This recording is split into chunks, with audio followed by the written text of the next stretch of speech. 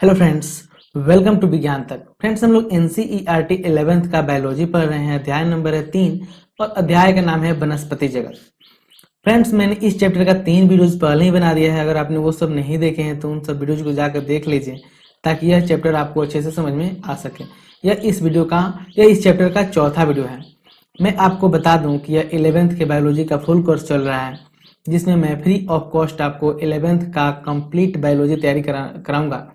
अगर आप भी 11th की बायोलॉजी अच्छे से तैयार करना चाहते हैं तो इस चैनल को सब्सक्राइब करके बेल आइकन को दबा सकते हैं ताकि आने वाले वीडियो का नोटिफिकेशन आपको बिल्कुल समय पे मिलता रहे। चलिए बिना किसी देरी के वीडियो को शुरू करते हैं। आज हम लोग बात करेंगे टेरिडोफाइट जगत के बारे में। मैंने आपको शैवाल ब्रायोफाइटा के बारे में पहले ही बता दिया है। इसमें हम लोग टेरिडोफाइट के बारे में जानेंगे। देखिए, टेरिडोफाइट का सजावट में बहुत आर्थिक महत्व है।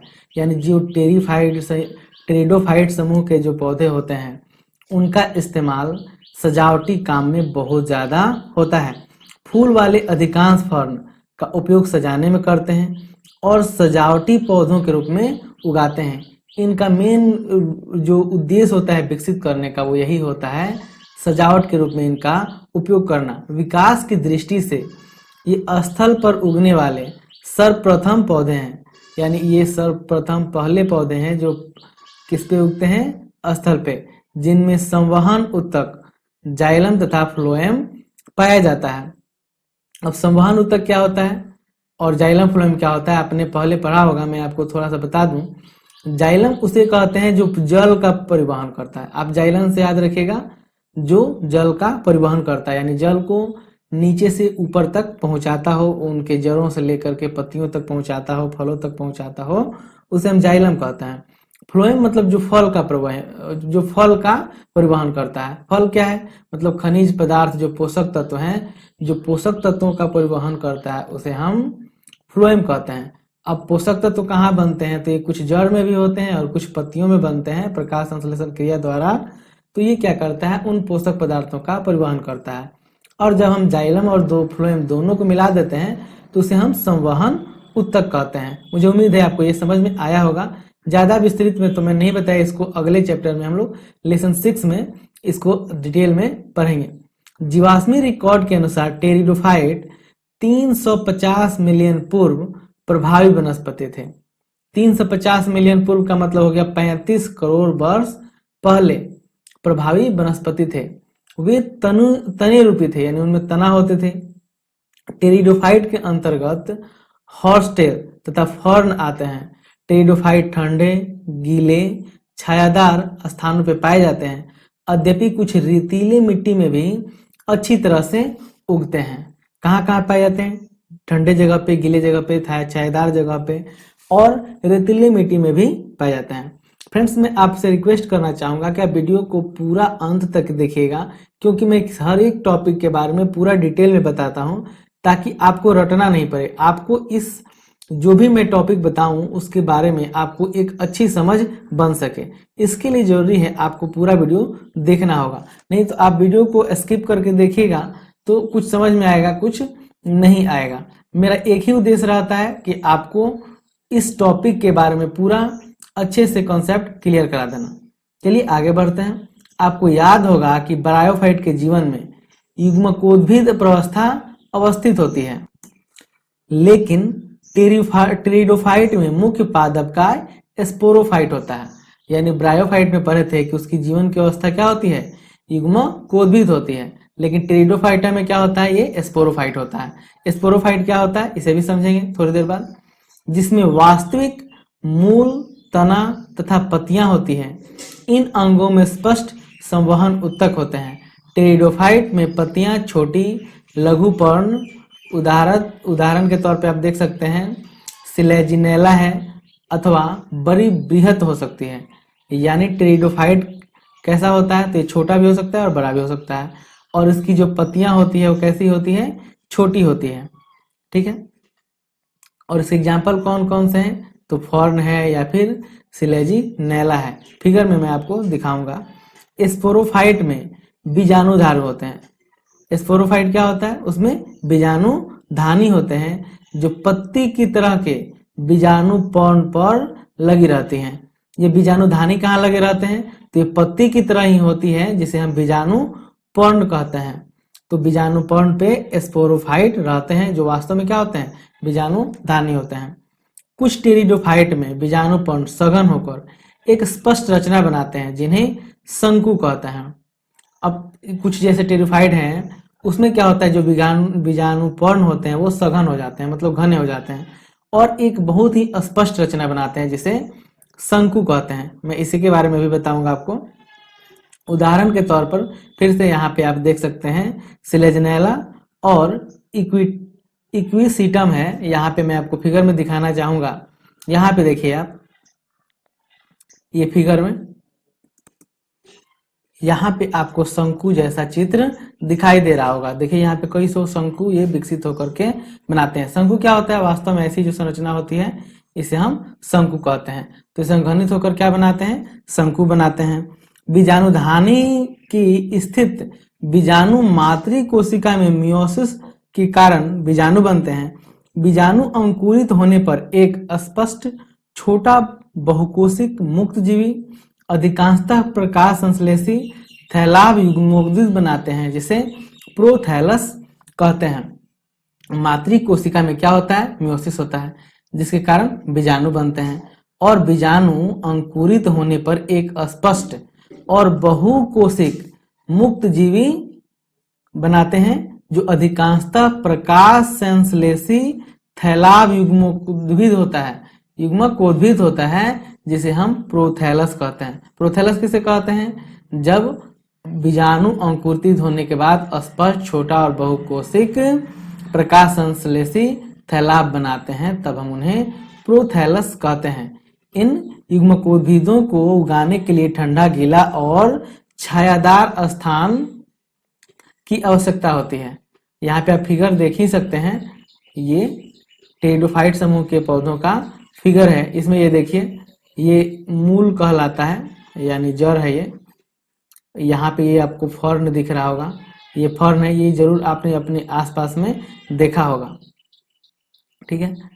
इसकी विशिष्ट सीमित आवश्यकताएं और निषेचन के लिए पानी की आवश्यकता कम होने के कारण जीवित टेरिडोफाइट का फैलाव भी सीमित होता है और कम भौगोलिक क्षेत्रों तक सीमित है। देखिए, इसके लिए पानी की आवश्यकता होती है ताकि यह क्या कर सके? तो अपना प्रजनन कर सके और अपनी संख्या को बढ़ा सके, लेकिन सीमित पानी चाहिए। ज्यादा पानी में भी ये नहीं होगा, इसलिए इसका फैलाव कम है, यानी ये चारों तरफ नहीं पाया जाता है। युग्मकोद्भिद में नर तथा मादा जननांग होते हैं, जिन्हें क्रमशः पुधानी तथा स्त्रीधानी कहते हैं। यानी युग्मकोद्भिद में क्या होता है? जो नर जननांग होता है उसे पुधानी कहते हैं, और जो मादा जननांग होता है उसे हम स्त्रीधानी कहते हैं।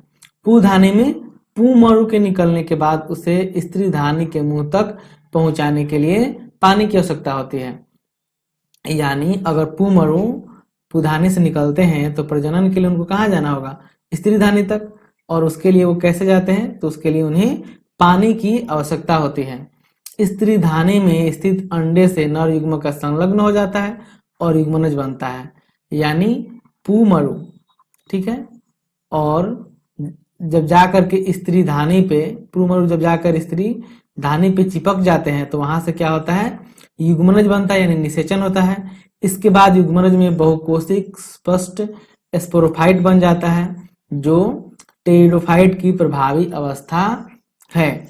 यानी यही जब पुमरु और स्त्रीधानी, पुमरु जाकर स्त्रीधानी में बैठता है तो उनमें युग्मन हो जाता है, यानी संलग्न हो जाता है, जिससे युग्मनज बनता है, और उसी में फिर वो विकास होकर के स्पष्ट बहुकोशिक हो जाता है, जिसे हम स्पोरोफाइट भी कहते हैं। और यही इसकी प्रभावी अवस्था भी है।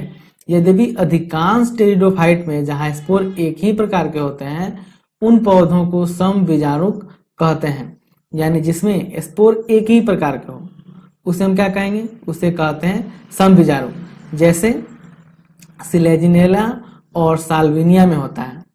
बृहद तथा लघु, बृहद मतलब बड़े, लघु मतलब छोटे, बृहद तथा बड़े स्पोर बनते हैं, जिन्हें विषम बीजाणु कहते हैं। अब देखिए, जहां पे जैसे सिलेजिनेला है या साल्विनिया है, इसमें क्या होते हैं? एक जो बीजाणु होता है वो बड़ा बनता है और दूसरा बनता है वो छोटा बनता है। यानी ऐसी स्थिति आ जाए जब एक बीजाणु बड़ा बने और दूसरा छोटा बने, तब उसे हम विषम बीजाणु कहते हैं। यानी जब स्पोर एक छोटा और एक बड़ा हो तब उस तरह प्रकार के हम लोग स्पोर को विषम बीजाणु कहते हैं। बड़े बीजाणु यानी बृहद बीजाणु मादा तथा छोटे बीजाणु नर से क्रमशः मादा तथा नर युग्मकोद्भिद बन जाते हैं। ऐसे पौधों में मादा युग्मकोद्भिद अपनी आवश्यकताओं की पूर्ति के लिए पैतृक स्पोरोफाइट से जुड़ा रहता है। अब इसमें देखिए हमेशा याद रखिएगा, जो स्पोर होता है वो मादा का वो हमेशा बड़ा होता है और ये गति नहीं करता, ये भी याद रखिएगा। क्या होता है जी? ये तो ये बड़ा होता है और गति ये नहीं करता है, जबकि जो नर में होता है वो छोटा होता है और ये गति करता है। ठीक है, तो जो नर स्पोर होता है यानी नर बीजाणु होता है वही गति करके मादा तक पहुंचता है और वहां पे संकलन होता है, यानी वहीं पे निषेचन क्रिया होती है, युग्मनज बनता है। उसके बाद वो विकसित होकर के स्पोरोफाइट बनाता है, वही इसकी प्रभावी अवस्था भी है। मादा युग्मकोद्भिद में युग्मनज का विकास होता है जिससे एक नया शैशव भ्रूण बनता है। यह घटना बहुत महत्वपूर्ण समझी जाती है जो बीजी प्रकृति की ओर ले जाती है। अब देखिए युग्मनज बनने के बाद उसमें विकास होता है और शैशव भ्रूण बनता है, यानी छोटा सा भ्रूण बनता है, नया भ्रूण बनता है। और इसे इसलिए इंपॉर्टेंट माना जाता है क्योंकि यहीं से बीजी प्रकृति की शुरुआत होती है। टेरिडोफाइट के 4 वर्ग होते हैं, इन्हें 4 वर्गों में बांटा गया है।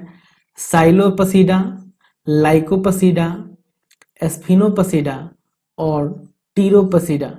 यानी जो टेरिडोफाइट हैं उनको कितने भागों में बांटा गया है? 4 भागों में।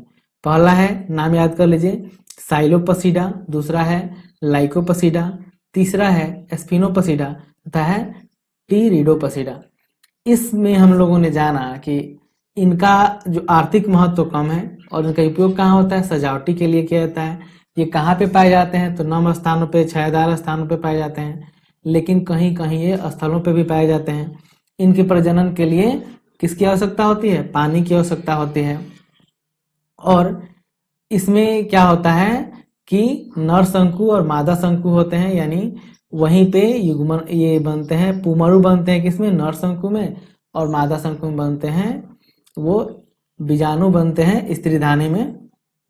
ठीक है, और जो नर में बनने वाला पुमरु है वो गति करके मादा तक पहुंचता है, वहां पे युग्मनज बनता है। ठीक है, उसके बाद वो निषेचन की क्रिया होती है। इसके बाद हम लोगों ने जाना कि जब दोनों स्पोर बराबर होते हैं तो उन्हें सम बीजाणु कहते हैं, और जब दोनों का साइज अलग अलग होता है यानी एक छोटा एक बड़ा होता है तो उसे हम विषम बीजाणु कहते हैं। इसके साथ ही टेरिडोफाइटा का यह समूह समाप्त होता है। इस वीडियो में इतना ही। अगले वीडियो में हम लोग जानेंगे जिम्नोस्पर्म्स के बारे में। यह वीडियो आपको कैसा लगा है कमेंट करके जरूर बताइएगा। अच्छा लगा तो लाइक कीजिएगा, खराब लगा डिसलाइक कीजिएगा। यह वीडियो देखने के लिए आपका बहुत बहुत धन्यवाद। बाय।